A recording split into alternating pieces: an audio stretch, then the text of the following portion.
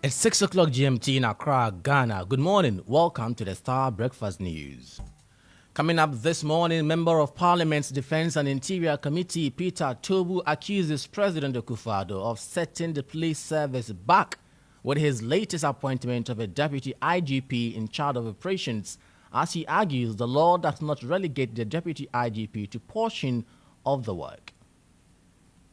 Two deputy inspector generals of police, one administration, one operation, has given us hell in the past, and we never wanted to see that. So we use law to curb it, and the president is taking us back to history.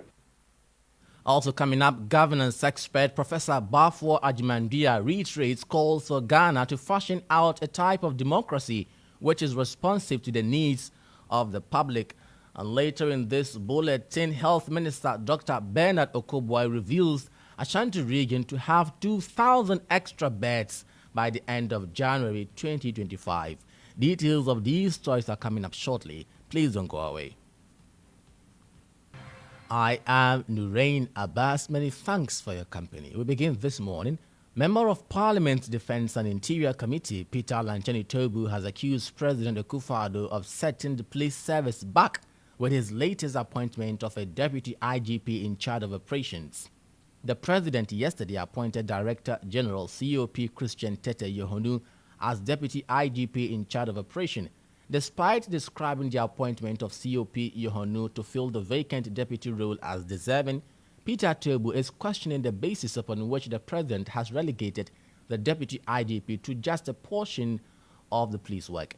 The Wild West MP says the president's decision creates the impression that he may want to appoint other Deputy IGPs for other sectors of the police service, a situation alien to the Police Service Regulations 2012.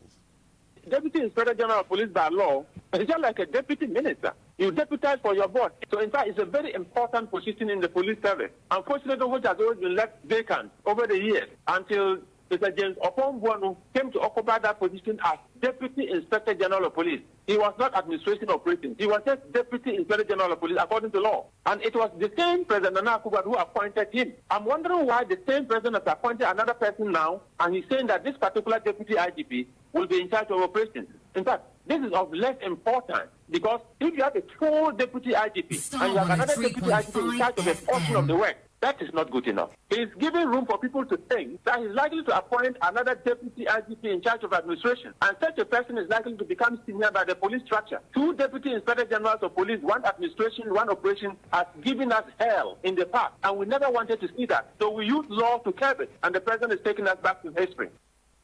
Peter Lancheni Tobu is Member of Parliament for Wild West and a member of the Defense and Interior Committee.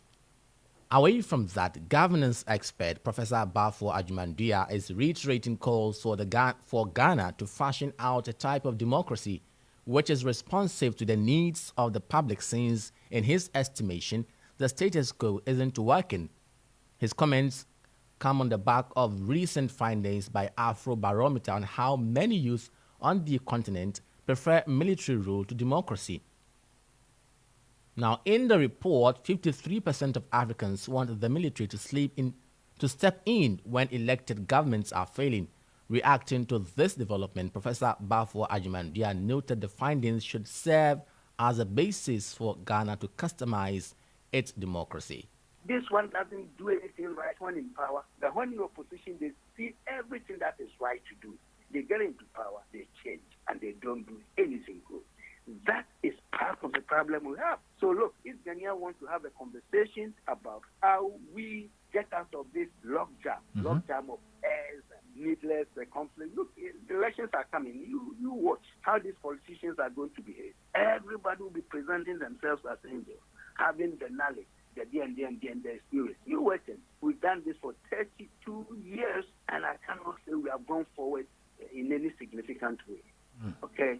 So I think we need to revisit the whole notion of democratic practice and see what is best for us as a people, not what the Americans do. American 4 year. We don't even know the rationale for them to pick 4 years as a tenure for their president. We just picked it. Why not Britain, where a party can be there for 14, 15 years so far as they win elections? Why not? So I think it's time for us to review what we've been doing the past 30 years, see how best we reposition our democratic practice to ensure that there's some kind of a sense of unity, a sense of togetherness in approaching our development, so that we don't take 2 steps forward, 3 steps back. You heard governance expert Professor Bafo Ajimandua. This is still the Star Breakfast News. Now, Health Minister Dr. Bernard Okoboy has revealed that by the end of President Akufo-Addo's tenure, the Ashanti region will have 2,000 extra beds due to ongoing health infrastructure investments. He disclosed this on Wednesday when President Akufo-Addo commissioned the Famina Hospital in the Ashanti region. According to Dr. Okoboy, the president will, by the end of his tenure, be known as the health president. Your Excellency, by January 2025, where by the grace of God you'll be handing over power, Mr. President, the Ashanti region is expected to have about 2,000 beds added to their health infrastructure capacity. Mr. President, if you add those on Agenda 111 list for the Ashanti region, you are looking at close to 3,000 beds addition within an 8-year period. Mr. President, certainly history will remember you not only as the education president, but also as the health president. Now, President Akufo-Addo and his party noted that the Famina Hospital is testament to his government's commitment to quality health care delivery. The Famina Hospital is designed with several departments, including administration, outpatient and emergency services, inpatient wards, obstetrics and gynecology, surgery, physiotherapy, pharmacy, diagnostic services, logistics buildings, and Starr 103.5 FM. This comprehensive facility reflects our unwavering dedication. It is a fully equipped turnkey project featuring modern medical equipment such as stationary and mobile X-ray machines, ultrasound devices, surgical equipment, medical gas supplies, and patient monitors. It is essential to highlight that the credit funds used for constructing the hospital will be repaid by the government. I urge the community to hold healthcare managers accountable for ensuring the facility's proper utilization and timely maintenance, which are vital for sustained healthcare provision. You heard President Nana Addo Dankwa Akufo-Addo. Now, the Ministry of Foreign Affairs and Regional Integration is set to host the 6th Africa Union Media Coordination Meeting scheduled for 18th to 21st July this year. Now, speaking during a press briefing on the update of the meeting, Deputy Minister for Foreign Affairs and Regional Integration, Kweku Amprechum Sapon, stated that the meeting is intended to assess the status of continental integration and coordinate efforts to accelerate the integration process. The Executive Council meeting will last for 2 days and will be followed by the 6 media coordination meetings of the African Union on Sunday, the 21st July 2024 at the same day. It is in heart that the African Union's theme for this year 2024 is as follows: educate an African fit for the 21st century, building resilient education systems for increased access to inclusive, lifelong, quality and relevant learning in Africa. The upcoming African Union Media Coordinating Meeting will assess the progress of the continental integration agenda and evaluate the efficiency of the harmonization of policies between the African Union and the regional economic communities.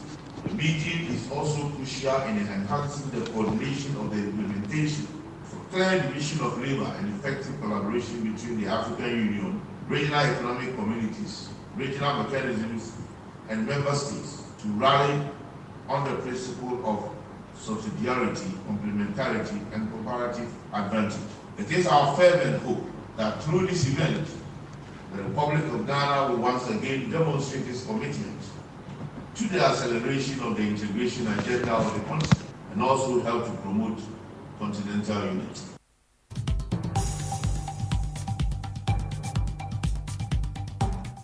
This is where we draw the curtain this morning on the Star Breakfast News. When you log on to starfm.com.gh, you'll find more news updated there. I am Nurein Abass. Many thanks for your company.